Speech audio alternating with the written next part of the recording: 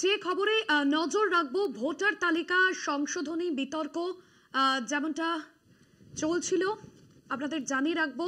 বিহারের ভোটার তালিকা সংশোধনীতে নাকাল নির্বাচন কমিশন। বিহারের ভোটার তালিকা সংশোধনীতে নাকাল নির্বাচন কমিশন। বিহারের ভোটার তালিকা সংশোধনীতে নাকাল নির্বাচন কমিশন। এর আগে আমরা দেখেছিলাম যে তৃণমূল কংগ্রেসের তরফে অবস্থান জানানো হয়েছিল প্রশান্ত ভূষণ মহুয়া মৈত্রের পর যোগেন্দ্র যাদবের জনস্বার্থ মামলা। একের পর এক বিজ্ঞপ্তি প্রকাশে বিভ্রান্তির রাজনীতির ময়দানে ইন্ডিয়া জোটের লাগাতার চাপে মাথা ঝুঁকছে কমিশনের, এমনটাই প্রশ্ন উঠছে। এর আগে তৃণমূলের তরফে অবস্থান জানানো হয়েছিল এই বিষয়ে বিহারের ভোটার তালিকার সংশোধনীতে নাকাল নির্বাচন কমিশন। সামনে বিহারে নির্বাচন রয়েছে, আর এই নিয়ে যাবো বিস্তারিত। নিউজ রুম থেকে রয়েছেন আমাদের প্রতিনিধি অরিত্র ঘোষ। অরিত্র, যে বিতর্ক ইতিমধ্যেই চলছিল এবং যেখানে আমরা দেখেছিলাম যে তৃণমূলের তরফেও আলাদাভাবে অবস্থান জানানো হয়েছিল, এবার ইন্ডিয়া জোটের যে চাপ, সেই চাপের কাছে কার্যত মাথা নোয়াতে হচ্ছে কমিশনকে। এখনো পর্যন্ত এই বিষয়ে কি খবর রয়েছে তোমার কাছে? দেখো, হাতে গোনার 2 থেকে আড়াই মাস তারপরেই কিন্তু বিহারের যে নির্বাচন, সেই নির্বাচনের নির্ঘণ্ট প্রকাশ করতে পারে নির্বাচন কমিশন। কিন্তু নির্বাচন কমিশন কার্যত এখন লেজে গোবরে অবস্থা। কেন বলছি কথা? তার কারণ এই বিহারের যে ভোটার তালিকা, সংশোধিত ভোটার তালিকা, সেই ভোটার তালিকার জন্য যে আবেদন বা ভোটার তালিকার সংশোধনের জন্য যা বিজ্ঞপ্তি দেওয়ার প্রয়োজন হয়েছে, সেই সবকিছুতে একের পর এক গন্ডগোল, একের পর এক বিভ্রান্তি সৃষ্টি হচ্ছে। কেন হচ্ছে? প্রথম পয়েন্ট, বিহারের যে নির্বাচনী ভোটার তালিকা, সেই নির্বাচনী ভোটার তালিকায় নাম তোলার জন্য প্রথমবার একটা নির্দেশিকা দেয় নির্বাচন কমিশন। কি বলে সেখানে? যে ভোটার তালিকায় নাম তুলতে গেলে সংশোধিত তালিকায় বাবা মার জন্মের ঠিকুজি থাকা দরকার, অর্থাৎ বাবা মায়ের জন্মের প্রমাণপত্র রাখতে হবে। পরবর্তী ক্ষেত্রে আবার একটি বিজ্ঞপ্তি হয়। সেই বিজ্ঞপ্তিতে কি বলা হয়?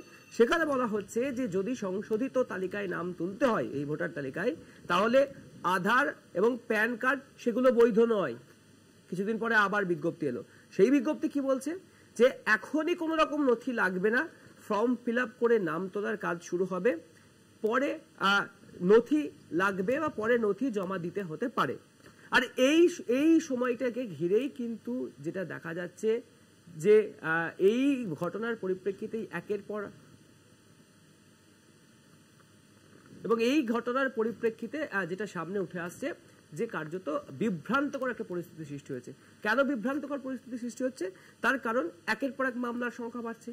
সত্যিই তো মামলার সংখ্যা তো বাড়বেই। একটা নির্বাচন কমিশন তারা বিজ্ঞপ্তি দিচ্ছেন, সে বিজ্ঞপ্তি দিনের পর দিন গিয়ে বদলে ফেলছেন। সাধারণ মানুষ কার্যত বিভ্রান্তির মধ্যে পড়েছে। মামলার সংখ্যা বেড়েছে। কারা কারা মামলা করেছে? একজন সমাজসেবী প্রশান্ত ভূষণ, তিনি মামলা দায়ের করেছেন। মামলা দায়ের করেছেন তৃণমূল কংগ্রেসের হয়ে মহুয়া মৈত্র। মামলা দায়ের করেছেন কে? আরো একজন সমাজসেবী যোগেন্দ্র যাদব। এভাবেই কিন্তু একের পর এক মামলার সংখ্যা বেড়ে যাচ্ছে। আর এখানে এসে রাজনীতির কারবারিরা প্রশ্ন তুলছেন যে তাহলে কি বিহারের এই যে নির্বাচন আর 2-2.5 মাস পরে সংগঠিত হবে, সেই নির্বাচনে এনডিএ জোটকে একটু বাড়তি সুবিধা পাইয়ে দিচ্ছে না নির্বাচন কমিশন? এই প্রশ্ন কিন্তু তুলছেন। কারা তুলছেন? ইন্ডি জোটের সদস্যরা। অর্থাৎ নির্বাচনের আগে যারা বিহারের সরকার রয়েছেন বা ইন্ডিয়া জোট রয়েছেন, তাদেরকে বাড়তি সুবিধা পাইয়ে দেওয়ার জন্যই নাকি নির্বাচন কমিশন এরকম একের পর এক বিভ্রান্তি সৃষ্টি করছে। আর এই তুগলকি আচরণ কেন করা হচ্ছে? যাতে এনডিএ জোট বা এনডিএ সরকার আগামী নির্বাচনে বেশ কিছুটা সুবিধা পায়, এমন প্রশ্ন কিন্তু তুলছেন ইন্ডি জোট।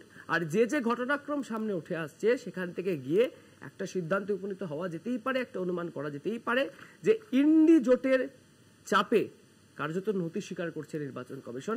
ঘটনাক্রম অন্তত তাই বলছে। একদমই ধন্যবাদ জানাবো অরিত্র। সরাসরি ছিলেন আমাদের প্রতিনিধি অরিত্র ঘোষ নিউজ রুম থেকে।